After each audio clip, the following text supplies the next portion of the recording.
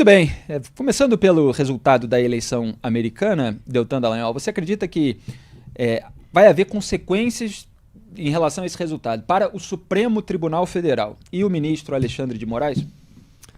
Eu acredito que sim, Felipe.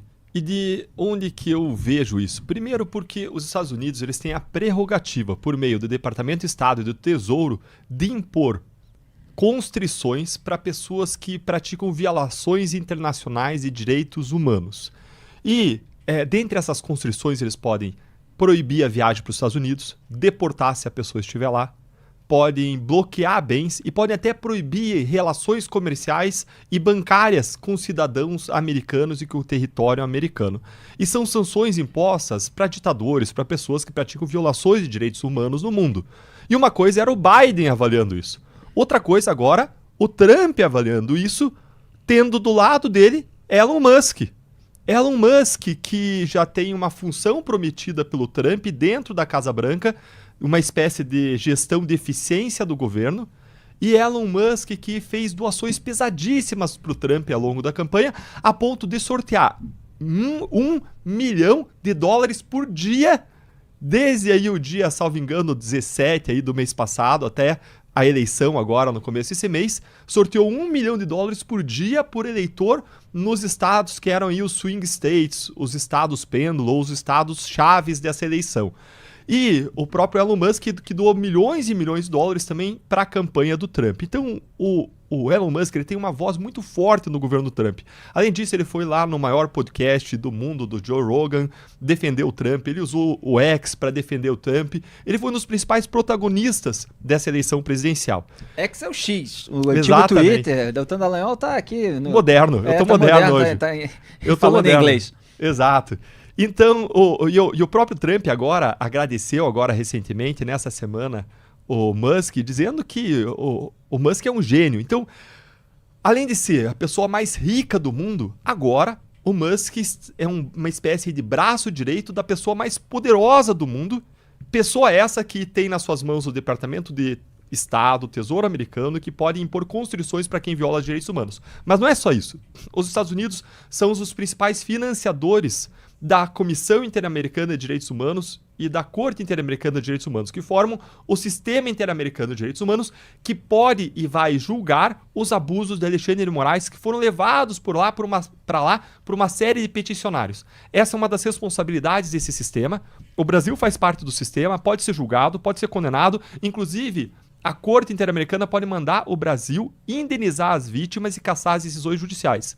E para que seja julgado esses casos, e entrando no mérito, eu não tenho dúvida de que as decisões de Alexandre de Moraes vão ser cassadas, é preciso uma certa prioridade, porque quais casos vão ser julgados, a pressa com que são julgados, é uma escolha discricionária. Mas o poder de financiamento dos Estados Unidos sobre o sistema é muito relevante e pode influenciar isso. E para fechar, tem ainda o poder do Congresso americano, porque agora não só o Trump está à direita, mas o Congresso americano, tanto o Senado como a Casa dos Representantes, estão à direita.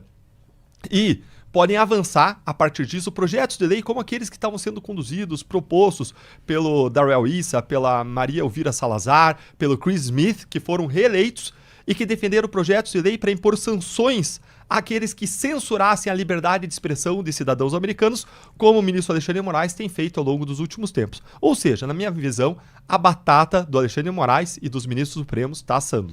Agora, aproveitando, antes de entrar nas decisões mais recentes do STF, Deltan, queria a sua avaliação a respeito dessas decisões, já que o senhor citou o Elon Musk, que resultaram numa multa muito grande em relação ao X, depois os advogados acabaram resolvendo pagar, quer dizer, havia um imbróglio inicial com meia dúzia de ativistas bolsonaristas, o Alexandre de Moraes falou para a plataforma derrubar aquelas contas inteiras, obviamente uma decisão, portanto, que vai além das postagens específicas que ele estava considerando problemática, mesmo que os processos sejam sigilosos, a gente teve acesso a uma ou outra, e aí houve aquela recusa por parte do Musk e ele acabou derrubando a plataforma inteira no Brasil e ao longo do primeiro turno das eleições municipais.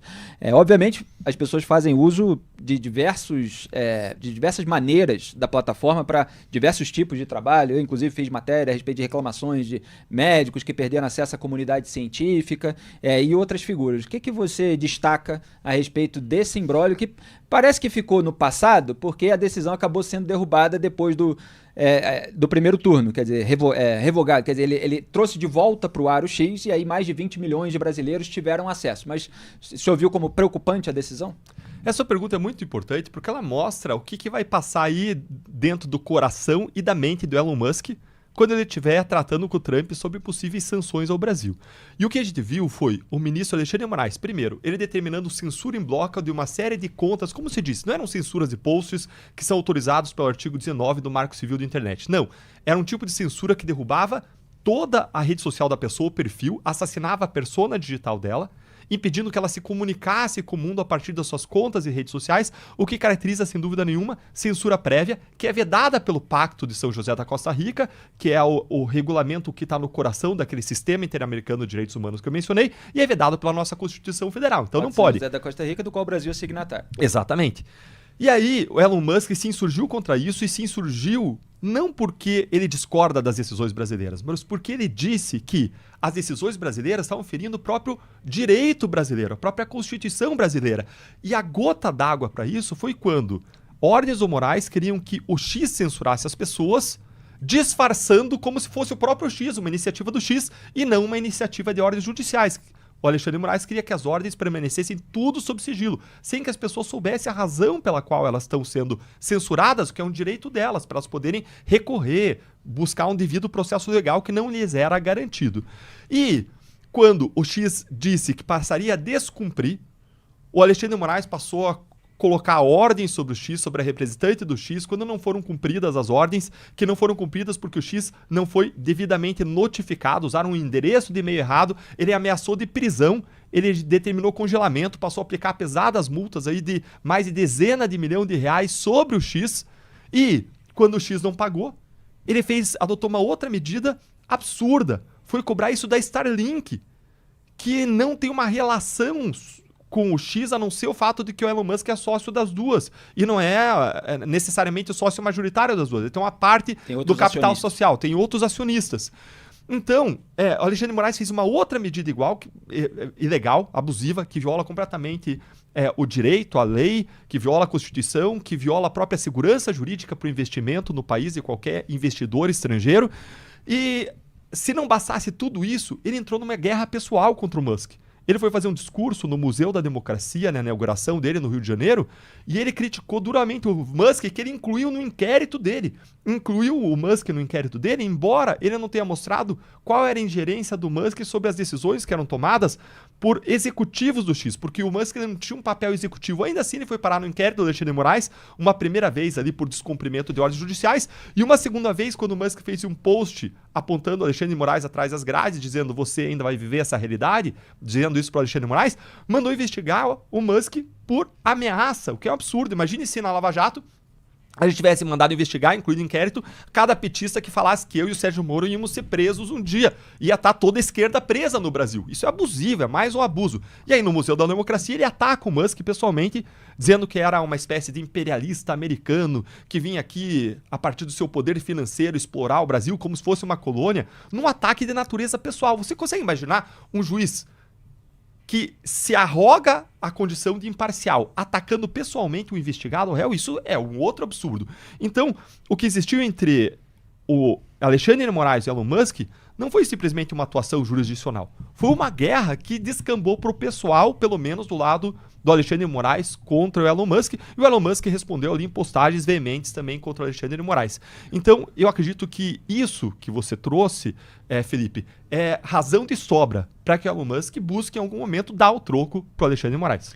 E só registrar aqui para o nosso público que lá no debate público americano, assim como aconteceu no Brasil, você tem uma associação de autoritarismo, fascismo, nazismo, ao trumpismo, assim como aqui tem ao bolsonarismo, principalmente, embora esses rótulos já fossem mais antigos, por causa do 6 de janeiro de 2021 lá, aquilo que é chamado de insurreição, a invasão do Capitólio, sede do Congresso americano. Aqui, por causa do 8 de janeiro de 2023. No entanto, existe toda uma crítica ao campo da esquerda, lá como aqui, em razão de patrulhas contra a liberdade de expressão. A própria Kamala Harris estava falando sobre regulação de redes sociais, é um discurso que a gente vê os petistas fazerem no próprio Congresso Nacional e que muitas vezes camufla certos elementos de censura, para a gente dizer o mínimo. Até quando veio o projeto de suposto combate às fake news, que acabou tendo a sua votação adiada no Congresso Nacional, justamente porque parlamentares, pelo desgaste na sociedade, preferiram não votar aquilo, havia ali uma lacuna, por exemplo, sobre a agência que faria as regras serem cumpridas. E aí poderia ser uma agência a ser instrumentalizada pelo governo. Então essa preocupação, que é uma preocupação com pressuposto democrático, que é a liberdade de imprensa, também existe na direita americana em relação ao desconforto da esquerda com as redes sociais. Porque a esquerda, historicamente, pelo menos nas últimas décadas, tem um certo domínio, uma certa hegemonia nos meios de comunicação, principalmente as emissoras de TV, e ela se incomoda quando há uma concorrência e pessoas nas redes sociais podendo falar para as massas a respeito de narrativas dela. É óbvio que tem desinformação na rede social, agora o que a gente sempre aponta é que tem desinformação na imprensa também. Então, só para fazer esse contexto. Duda Teixeira. Deltan, agora, uma vez que você alguém entra dentro do inquérito do Alexandre de Moraes, não sai mais, né? E ele vai renovando os inquéritos e estão sob sigilo. Então, o Elon Musk, eu suponho que ainda está no inquérito, e a gente corre o risco de ter um assessor, de repente, especial do Trump dentro de um inquérito do Alexandre de Moraes. É isso? É bem constrangedor, né? É constrangedor. Eu fico curioso para saber se agora o Alexandre de Moraes vai incluir o Trump também no inquérito, dizendo que ele faz parte da direita, conspiração da direita contra a democracia brasileira, que é o que ele sugeriu, que era a conspiração que existia de que o Elon Musk fazia parte. Mas vamos lembrar que perto do Big Stick, do grande porrete americano, a caneta do Alexandre de Moraes parece um graveto seco. Deltan, eu queria saber a tua opinião sobre a atuação do Paulo Gonet, porque em alguns momentos o procurador parece que faz a coisa certa, em outros parece que já tem um joguinho ensaiado ali. Ele tem independência? Como é que você vê? Duda, essa pergunta é uma pergunta um pouco difícil, porque para a gente poder manifestar com muita segurança, a gente precisa de uma base de evidência muito grande. O Gonet está há relativamente pouco tempo aí na função. O que eu conheço do Gonet, eu conheço mais na minha época de atuação como procurador. Eu tenho colegas, amigos que trabalharam no gabinete dele na época que ele era procurador-geral eleitoral, e, pelo que eles me reportam, o Gonet era uma pessoa séria, correta, dedicada. Contudo, eu fiquei extremamente desgostoso ao ver algumas atuações dele recentes. Por exemplo, quando nós representamos Alexandre de Moraes, Ricardo Lewandowski, o próprio Paulo Pimenta por crimes de abuso de autoridade. O Lewandowski e o Paulo Pimenta, quando eles mandaram instaurar um inquérito contra as pessoas que estavam criticando a atuação do governo no atendimento da calamidade do Rio Grande do Sul. E eles mandaram instaurar um inquérito por fake news e crimes de ódio, coisa que nem existe no Brasil, e em casos que era simplesmente crítica e liberdade de expressão, um caso flagrante aí de abuso de autoridade. E o Lewandowski como ministro da Justiça, com ascendência sobre a Polícia Federal. E, além disso, o Gonet também enterrou a investigação de abuso de autoridades escancarados do Alexandre de Moraes, que não pode atuar quando ele é suspeito. E conforme revelaram aquelas mensagens que vieram à tona por meio da Folha de São Paulo, aquela tal da vaza-toga, Alexandre de Moraes ele direcionava a atuação da investigação dos órgãos do TSE, ele mesmo pedia, a equipe dele pedia, aí o relatório saía com uma falsidade lógica, dizendo que eram parceiros do tribunal que tinham pedido, omitindo a origem, mandavam um relatório para o Moraes e ele mesmo atuava como juiz, decidindo os casos que ele tinha mandado apurar com o direcionamento que ele dava e, se você não encontrar evidências, use a sua criatividade, como algumas mensagens já mostraram. E essa atuação do juiz na fase investigatória, pelo artigo 3º-A do Código de Processo Penal, torna o juiz evidentemente suspeito. O juiz não pode fazer isso, mandar instaurar, dar um direcionamento investigatório e depois colocar o chapéu de julgador e atuar. E atuar de forma suspeita caracteriza, sim, crime de responsabilidade previsto na lei do impeachment. Fora ali os indícios de outros crimes, como falsidade ideológica, como prevaricação, como direcionamento da investigação contra a direita. Quando ele fala, queremos evidências em relação a esses deputados de direita, procurem nas redes sociais. Isso aí inverte a lógica do processo penal democrático. Qual é a lógica do processo penal democrático? Você parte de um fato e você busca identificar, em relação àquele fato criminoso, quem são as pessoas responsáveis. Quando você faz o inverso, você parte da pessoa para ver se você acha alguma coisa, isso se chama perseguição. E quando a perseguição se dá por critérios políticos e ideológicos, se chama perseguição política. E o Gonê fechou os olhos para essa realidade, o que para mim foi uma grande decepção. Em relação às decisões monocráticas, a Rosa Weber chegou a ter uma iniciativa para evitar isso, os pedidos de vista que estavam demorando muito mais, até o pedido da suspeição do Moro na Lava Jato foi um pedido que o Gilmar Mendes segurou para caso de necessidade durante mais de 2 anos, e aí quando sentiu, colocou ali pautando. Como é que você vê? Porque às vezes as pessoas também se limitam a esse problema. E claro que o senhor está criticando aqui muito mais elementos, como a gente faz também. Mas o mínimo seria que as decisões sensíveis fossem colegiadas? Seria importante que decisões mais sensíveis, especialmente as de alcance geral e abstrato, fossem colegiadas, como está proposto, inclusive, naquela proposta de emenda à Constituição que busca mudar isso.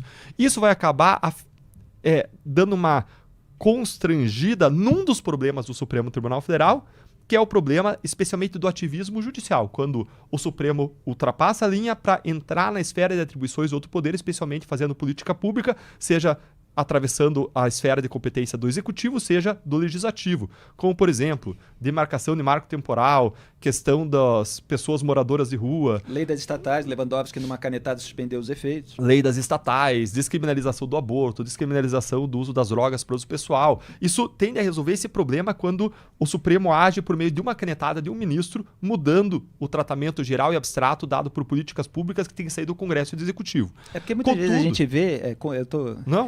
Eu quero ser o bora contudo, lá. mas só talvez lá. até para antecipar, muitas vezes a gente vê que há uma complacência dos demais ministros com essa centralização, essa concentração de poder de alguns ministros, e alguns tomam medidas tão gravosas que a gente fica perguntando como é que nenhum outro se ergue para criticar, para fazer algum tipo de pressão pública que seja, já que eles falam tanto, dão tantas entrevistas, para que pelo menos aquilo seja afetado ao plenário, como se diz ali no jargão jurídico. Então, assim, não dá nem para dizer que o único problema é só a decisão monocrática, porque às vezes as decisões monocráticas que são graves, a gente vê que elas encontram eco em outros ministros que vão decidir, como o senhor disse, de uma maneira não técnica, de uma maneira mais política. Mas é um dos elementos, claro, que precisam ser observados. Sim, mas tudo isso a gente está falando de ativismo judicial, que é um problema muito grave, é um problema de um Supremo com perfil progressista invadir as atribuições de outro poder porque discorda do perfil conservador e quer impor sua visão de mundo sobre a maioria da sociedade representada por esses representantes de maioria conservadora. Esse é um problema gravíssimo, de usurpação de poder. Agora, o que nós temos visto é um outro tipo de problema mais grave ainda, que é o abuso de poder do Supremo.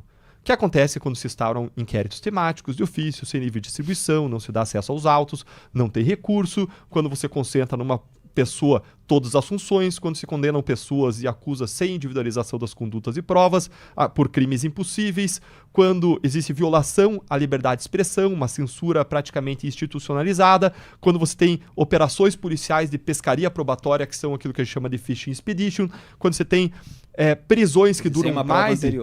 Exatamente. Prisões que duram mais de 35 dias sem a devida acusação criminal sendo mantidas. Ou seja, tem uma série de abusos sendo praticados, para não falar daqueles abusos lá do começo que vocês sofreram aqui no Antagonista, na Cruzoé, com a censura da matéria amigo do meu pai. Sem falar... 2019. Exatamente, 2019 ainda, da ordem, do aquele ofício, mandando parar as investigações da Receita Federal contra os ministros do Supremo, sem pé nem cabeça aquilo lá, um tremendo de absurdo. Então veja que eles já violaram tanto as regras, Felipe, que eu não sei nem se faz sentido mais de falar... A gente dizia assim, mas isso aqui não viola a regra, não viola a regra. Eles se acham supremos, eles se colocaram acima do bem e do mal. Eles só podem ser freados hoje por outro poder. O direito não freia mais eles. Eles se colocaram como um império de pessoas, em contraposição ao Estado de Direito e império de leis. Nós só conseguimos frear o poder bruto que ultrapassa a lei por outro poder bruto. Nós precisamos hoje do Senado se impondo. E se o Senado não se impuser, a gente precisa de uma mudança do Senado. E o Senado não se impõe, é uma realidade. O Senado é uma realidade. Omisso. A gente precisa mudar o Senado e a gente precisa recorrer à Corte Interamericana de Direitos Humanos e usar a pressão, ou recorrer à pressão hoje da maioria de direita dos Estados Unidos para que faça os casos da Corte Interamericana andarem. Porque eu não tenho dúvida nenhuma que a hora que eles se debruçarem, eles virem os absurdos que estão acontecendo no Brasil, eles vão condenar o Brasil e mandar indenizar as vítimas. Mas essa é a corte do Teixeira, onde Gilmar Mendes indicou o advogado do Gilmar Mendes, o Rodrigo, né? Mudrovich. Pois é, para um grupo lá. Então, assim, o Gilmar também já vai botando um tentáculo naquela instância para a qual se poderia recorrer. Você quer fazer uma pergunta? Fica à vontade. Deltan, das PECs que estão sendo discutidas no Congresso para conter esse abuso do STF, quais você apoia mais, acha que tem mais chance? Todas. Todas porque, assim, o estágio hoje é de desespero. A gente precisa avançar o que for possível para conter, para ver se eles param. Agora, o remédio correto seria um processo de impeachment contra os ministros que praticaram crime de responsabilidade, uma CPI do abuso de autoridade para investigar os ministros, naquilo inclusive que a investigação foi obstada quando eles mandaram a Receita parar e afastaram auditores da Receita Federal. Esse seria o procedimento correto. Mas na ausência do procedimento correto, a gente está que nem aquele náufrago que quer agarrar qualquer tábua. Qualquer tábua que seja legítima, qualquer processo seja legítimo, que possa impor limites ao Supremo, hoje a gente tem que mais apoiar e empurrar para frente. Seja mudança de forma de escolha, mudança de mandato, seja PEC para poder barrar decisões do Supremo, que tem um caráter geral e abstrato, por uma maioria qualificada do Congresso Nacional, seja a mudança do poder e o impedimento de que sejam dadas decisões liminares não confirmadas pelo plenário, que mudem e que afetem decisões políticas dadas por 513 deputados e 81 senadores, ou o que mais colocarem na mesa, eu tendo a ser favorável. Não sei, evidentemente, que viole a Constituição, porque o nosso lado, pelo menos, tem defendido o respeito à Constituição. Antes de entrar na decisão do Flávio Dino de censurar livros, só um detalhe a respeito do que o senhor falou, Deltan, foi da PEC. A PEC tem dois elementos. A PEC tenta reduzir poder de ministros do STF. Um é esse de reduzir decisões monocráticas, é mais objetivo, é menos polêmico. O outro, que o senhor citou rapidamente, só queria a sua avaliação. Maioria qualificada no Congresso Nacional para derrubar decisões do Supremo Tribunal Federal. Tem uma brecha ali que ainda permite ao STF efetivar a medida com 4/5 da corte, mas está sendo muito questionada como algo que também fere o princípio democrático. É mais um bode na sala para passar o item mais objetivo? Ou o senhor realmente defende esse ponto como uma necessidade, com exemplo de outros países? Eu vejo hoje como algo razoável, sim, Felipe. Eu não acharia razoável se o Congresso pudesse derrubar decisões concretas do Supremo Tribunal Federal. Vamos separar decisões abstratas e gerais e decisões concretas e específicas. O que é uma decisão concreta e específica? Por exemplo, Supremo julgando mensalão, Supremo dando uma decisão sobre um caso específico, 8 de janeiro, seja qual for. Não pode o Congresso Nacional aí entrar na função jurisdicional do Supremo Tribunal Federal num caso concreto, isso não. Agora, o que a PEC está tratando não é de decisões concretas, é de decisões genéricas, abstratas, que tratam de implicações que são para o público em geral, ou seja, que tratam de julgamentos sobre políticas públicas, sobre tratamentos abstratos gerais dados por normas. E quem faz política pública, segundo a nossa Constituição, é Congresso e, na vertente do Executivo, executa as políticas públicas traçadas pelo Congresso e as regulamentadas pelo próprio Executivo. E o que a gente tem visto hoje é uma doença que é o Congresso Nacional, o Supremo Tribunal Federal fazendo política pública, atravessando a linha e usurpando essa competência. E eu vejo essa PEC como uma tentativa de frear esse atropelo das competências do Congresso Nacional e do Poder Executivo por parte do Supremo Tribunal Federal. Mas está delimitado ali no texto? No texto tem uma margem para que o Congresso... não gostei dessa decisão do STF, vou derrubar. Não. Está delimitado ali questões gerais abstratas, tem ainda um quórum qualificado para que o Congresso possa fazer isso e não é derrubada... muita gente, a maioria... Exatamente, não é uma maioria simples de metade tipo, mais um. Tipo 3/5, 4/5, alguma coisa assim. E aí, ainda assim, se o Congresso derrubar, não é derrubada completamente a decisão, fica suspensa por um prazo lá de 1 a 2 anos, e o Supremo Tribunal Federal, passado esse período, pode fazer valer a sua própria decisão do Supremo por um quórum também qualificado do Supremo Tribunal Federal. Talvez 2/3, alguma coisa nesse sentido. Ou seja, tem ali um balanço de poderes, não está se anulando a função jurisdicional. O que está se fazendo é um balanço de freios e contrapesos em relação a uma disfuncionalidade que existe hoje, em que simplesmente o Supremo atropela as competências do Congresso sem você ter para quem recorrer, sem você ter o que fazer a partir do Congresso Nacional.